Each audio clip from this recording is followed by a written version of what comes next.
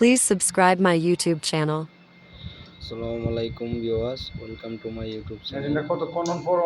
আমরা একটা প্রিন্টার নিয়ে এসেছি যেটা কিনা ডোমিনো 159। সেটা অনেক দিন যাবৎ চালানো হয়নি। তো প্রিন্টারটা আমরা এখন চালু দেব। তো দেখব প্রিন্টারটার কি অবস্থা আছে। প্রিন্টারটা আমরা এখন অন করব। ওগুলো 101টা হয়েছে আরো 900 899টা হইলে কি করে দেয়া ভাই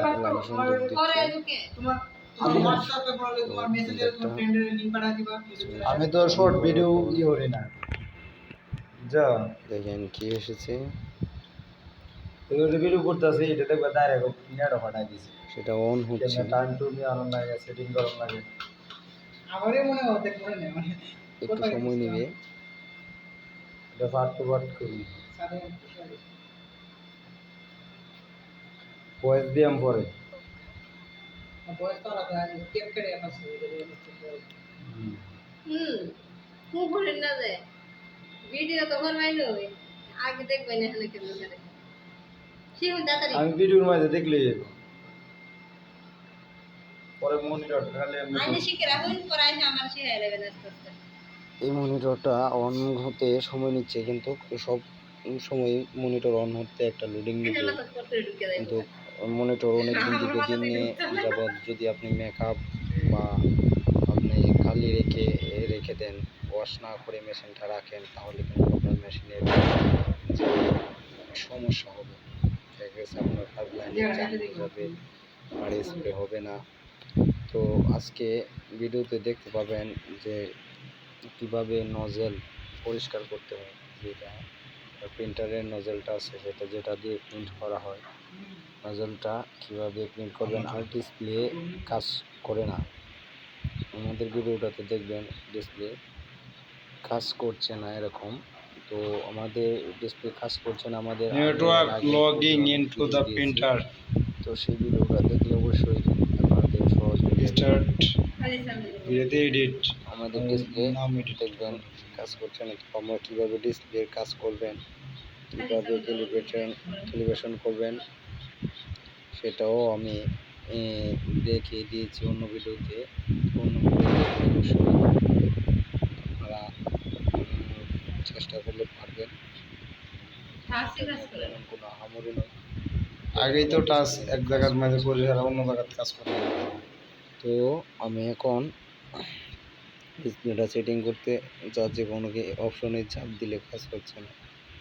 দেখেন কাটছে, কিন্তু কাটছে না, কাজ করে না। আবার আপনার নিচে চাপ দিলে কিন্তু কেটে যাবে। কিন্তু আমি আবার ডিসপ্লেটা ক্যালিব্রেশন না করলে কিন্তু ডিসপ্লেটা এখন আর কাজ করবে না।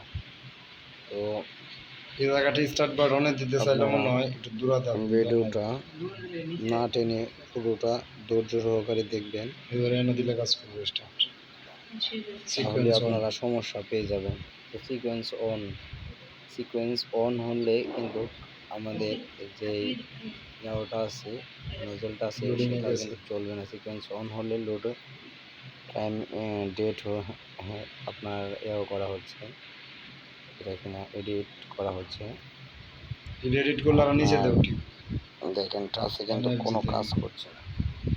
এটা কি আইছে ডেট কত দিবা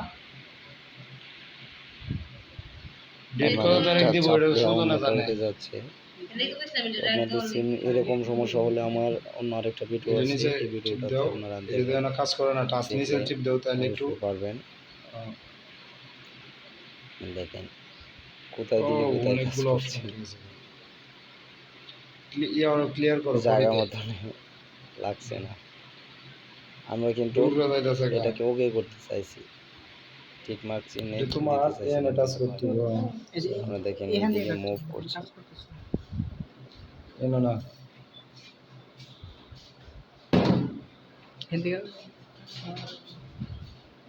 কই টাচ করলে কই কাজ করে কাটে, এরকম তো আসিল না সেভেনে দিলে কাটছে।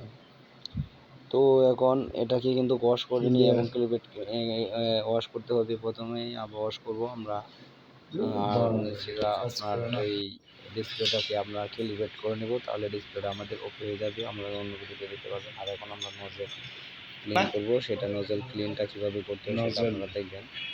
তো পুরো ভিডিওটা দেখুন, দেখলেই বুঝতে পারবেন কীভাবে নজলটা ক্লিন করতে হয়। তো এখন দেখেন আমি নজলটা খুলে নিয়েছি, বাটন আছে, দুই বাটন চাপ তো নজলটা খুলে হাতে নেওয়ার পর দেখেন এখানে একটা পাইপ আছে, হ্যাঁ ছোটো একটা পাইপ আছে। পাইপের ভিতরে আপনার যে ওয়াশ আছে মেশিনের ওয়াশগুলা দিবেন ভিতরে, পাইপের মধ্যে দিবেন, নিচে একটা বাটি রাখবেন। আর এই ওয়াশগুলো যাতে মেশিনের অন্য অন্য জায়গায় যেন না পড়ে সেদিকে খেয়াল রাখবেন। এটার মধ্যে কালকা দিতে বলছিল তো অনেকক্ষণ বড় ওয়াশ অনেকক্ষণ ওয়াশ দেব, ওয়াশ দেওয়ার পর লাইনটা ক্লিয়ার হবে, সেটা কিন্তু অবশ্যই করতে হবে। আর আপনার মেশিন ব্যবহার করার পর রেখে দিলে আর অবশ্যই ওয়াশ করে রাখবেন। ওয়াশ করে ছোটো একটা কাজের জন্য ওয়াশ করে না রাখার কারণে কিন্তু আপনাদের এরকম প্রবলেম হয়। কাজ শেষে সবাই মেশিন ওয়াশ করে নেবেন। কাজের যে যন্ত্রপাতিগুলো আছে সেগুলো কিন্তু আপনারা মনোযোগ দিয়ে কাজ করবেন, তাহলে আপনাদের কাজে কিন্তু কোনো সমস্যা হবে না। দেখেন আমি ডিসপ্লেটা কিন্তু ক্যালিব্রেশন করে নিয়েছি, এখন ডিসপ্লেটা কিন্তু কাজ করছে একদম। আমি এখন ওয়াশের কাজ শুরু করে দিয়েছি, তো ওয়াশ এখনও করছি। -53 ওয়াশটা করলে -228 গেছে দিয়ে ওয়াশটা করলে দেন যাচ্ছে সুজন ভাই করে ওয়াশ করলে আপনার দেখা গেছে আর সমস্যা হয় না। তো নজলের এই জায়গাটাই আপনার মূলত ক্লিন করতে হয়। আর পাইপ লাইনে কিন্তু আপনার এত বেশি জমে না বা কোনো সমস্যা হয় না। আমাদের মনিটরে দেখতে পাচ্ছেন আমরা কাজ করছি, কিন্তু মনিটর দেখেন আগের মতো কাজ ইয়াও করছে না, কাজ করছে ঠিকঠাক মতনই। নজল আমাদের ক্লিন হয়ে গেছে। আপনারা যদি নজলটাকে আরও ভালোভাবে দেখতে চান ও এক পাশ থেকে খালি আসছে কি না, এক পাশ থেকে আপনারা লাইট মেরে দেখতে পারবেন ক্লিয়ারলি যে খালি স্প্রে হচ্ছে কি না। আমি কিন্তু মেশিনটা এখন রান অবস্থায় আছে, তো নজলটা দিয়ে দেখছি। তো আমার ভিডিও আজকে এখান পর্যন্তই ছিল। তো আপনাদের ভিডিওটা আপনাদের কোনো উপকারে আসলে আমার চ্যানেলটা সাবস্ক্রাইব করবেন এবং আমাদের ভিডিওটা শেয়ার করে দেবেন এবং লাইক কমেন্ট করবেন।